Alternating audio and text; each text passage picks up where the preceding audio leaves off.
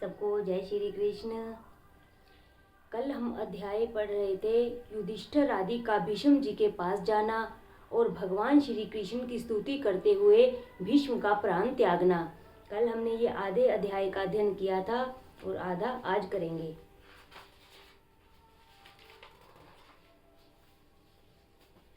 जिसका शरीर त्रिभुवन सुंदर और नील तमाल जैसा है, नील वर्ण है, जिसके तन पर सूर्य किरण सा श्रेष्ठ पीतांबर शोभित है और मुख पर कमल के समान उलझी हुई लटें बिखरी हुई हैं, ऐसे अर्जुन सखा श्री कृष्ण में मेरा निष्कपट प्रीति होवे। पार्थ सखे रतिर ममास्तु, ऐसे स्वरूपवान पार्थ सारथी को रोज अपने सन्मुख रखो। इंद्रियों के घोड़ों को भगवान को सौंप दो। शरीर रथ है, इंद्रियां घोड़े हैं। अपनी निष्काम बुद्धि और मन आपको समर्पित करता हूँ। मति रूप कल्पिता वृत्त तृष्णा, मन तो केवल भगवान को ही देने की वस्तु है। फिर भी जगत में कोई स्त्री को मन देता है तो कोई पुरुष को। भगवान तो कहते हैं तुम अपना धन आदि नहीं किंतु मन ही मुझे दो। भगवान कृष्ण सोचने लगे, वयोवृद्ध भीष्म पितामह बहुत समझदार हैं, कितना मीठा बोलते हैं। यह जीव जब ठाकुर जी को कुछ अर्पण करता है तो उन्हें बड़ा संकोच होता है। भगवान आगे सोचते हैं, युद्ध के समय की भीष्म पितामह की विलक्षण मूर्ति मुझे याद आती है।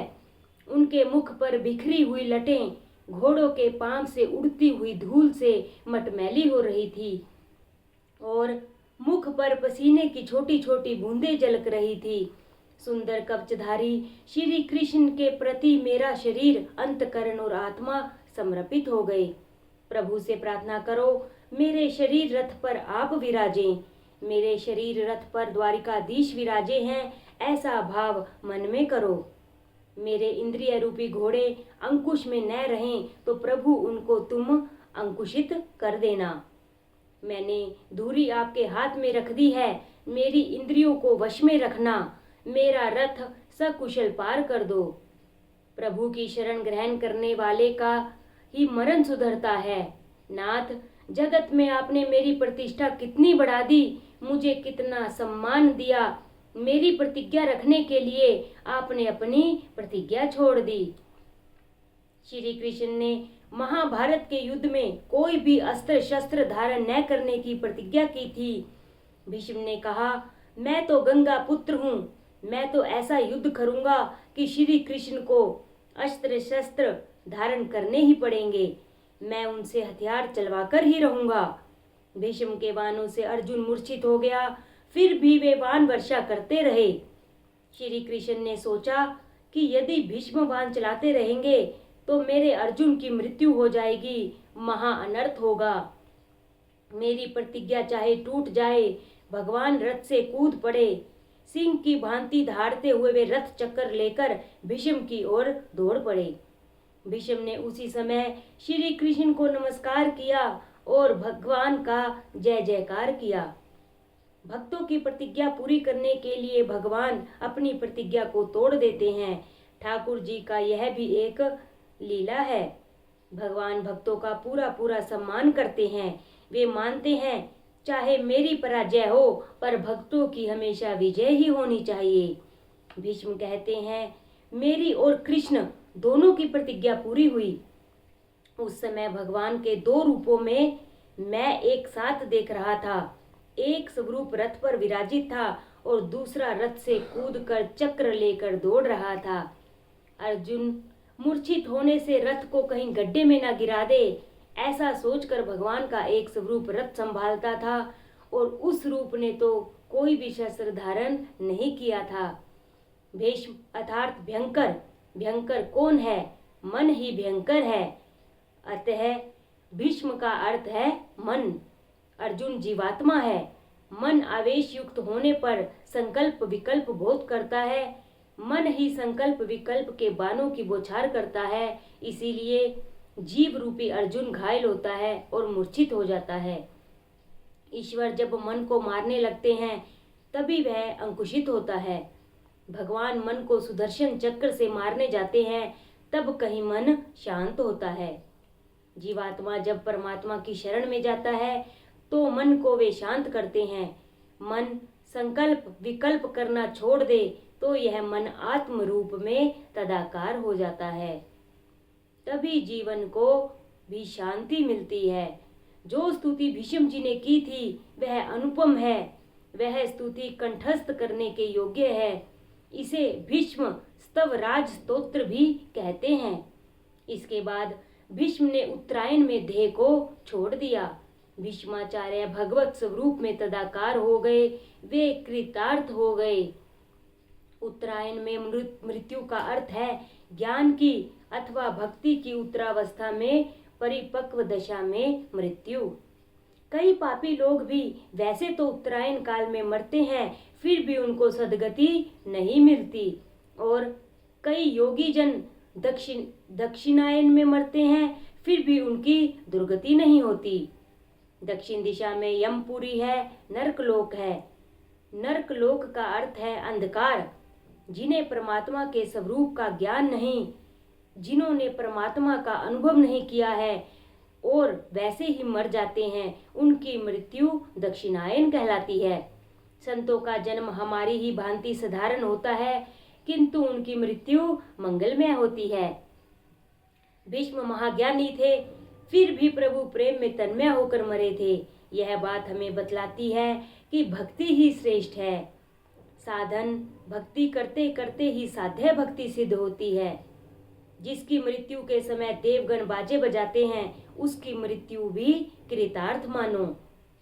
भीष्म के प्रयाण के समय देवों ने ऐसा ही किया था। ऐसे काम जग में करो कि जब तुम आए जग में तो वह हंसा तुम रोए, ऐसी करनी कर चलो तुम हंसो जग रोए। मानव जीवन की अंतिम परीक्षा उसकी मृत्यु ही है। जिसका जीवन सुंदर होगा उसकी मृत्यु मंगलमय होगी। जिसका मरण बिगड़ा उसका जीवन भी व्यर्थ ही रहा। मरण तब सुधरता है जब मानव प्रत्येक क्षण को सुधारता चलता है। जिसको समय के मूल्य का भान होता है उसे विगत संपत्ति फिर प्राप्त हो सकती है, किंतु विगत समय फिर कभी नहीं मिलता। प्रत्येक क्षण का जो सदुपयोग करेगा उसी की मृत्यु मांगलिक होगी। कण कण का सदुपयोग करो और अक्षण अक्षण का भी। एक भी कण का और एक भी अक्षण का दुरुपयोग न करो। कण का जो दुरुपयोग करता है वह दरिद्र बनता है और अक्षण को व्यर्थ खर्च करने वाला जीवन बिगाड़ता है। प्रतिदिन संयम को बढ़ाओ। प्रति पल जो ईश्वर का स्मरण करता है उसकी मृत्यु भी सुधरती है। भीष्म जी आजीवन संयमी रहे। संयम बढ़ाकर प्रभु के सतत स्मरण की आदत होने से मरण सुधरेगा। जीवन का अंतकाल बड़ा कठिन है। उस समय प्रभु का स्मरण करना आसान नहीं है। जन्म जन्म मुनि जतन कराही, अंत राम कहीं आवत नाही। समस्त जीवन जिसकी लगन में बीता होगा वही अंतकाल में उसे याद आएगा। ईश्वर जब तब तक कृपा नहीं करते जब तक कि मनुष्य स्वयं कोई प्रयत्न न करे।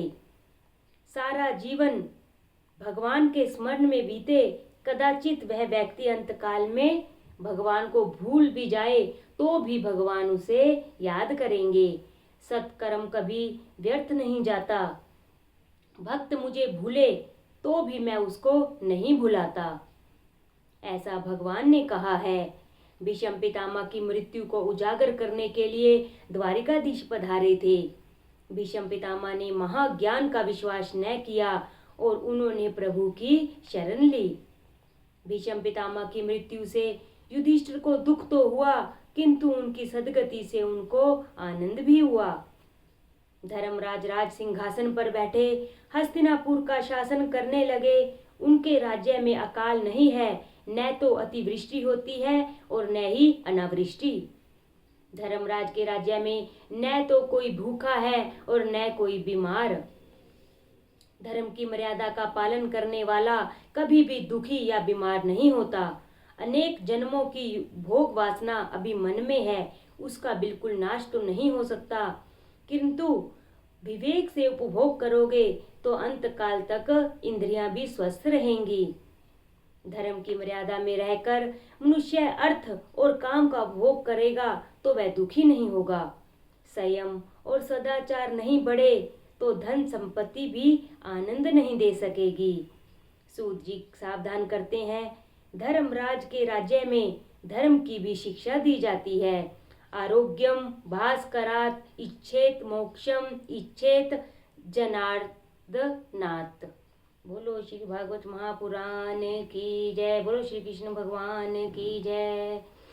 कल हम अध्ययन करेंगे सूर्य नारायण की उपासना का महत्व। सबको जय श्री कृष्ण।